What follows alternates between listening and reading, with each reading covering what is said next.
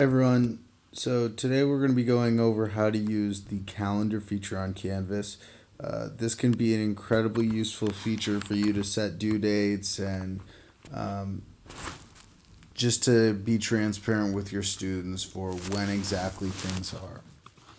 So if you go into the calendar in this left hand side of the page, all of your classes will come up. So if you look at my month of March, my world history and geography things are already up here. Now, one thing that's important to understand for all of these assignments up here is that I did not have to place these here individually. If you make an assignment on Canvas and set a due date, it will automatically upload to the calendar, which is a great feature. Your students also have this calendar. Now, as my calendar just has my two classes on it, their calendar has all the classes they're enrolled in. So if they're enrolled in 7 classes, it will have up to 7 tabs a day. So just understand that they have access to all of this, and that when you post something, they can easily see it. So I want to talk about adding something onto your calendar that is not specifically an assignment that has a due date that's already been put on there.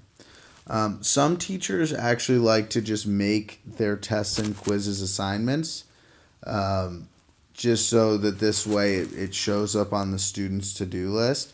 Another thing you could do with tests and quizzes or any other important calendar items you want to put up that is not necessarily an assignment on Canvas, all you have to do is just hit this add button, okay, and you create a new event. All right, so let's say I wanted to make one World War II test. Okay, if I wanted to make a World War II test, I wanted to make an announcement that it is on Friday. Okay, all I have to do is put the title, when it happens. Okay, you can select the time if you want, but it'll vary. Obviously, it'll be during the school day. And then the last thing you need to do is just select the calendar. So for me, the World War II test would not go under Joe Petriolo. That's my own personal calendar. Okay, it would go under World History.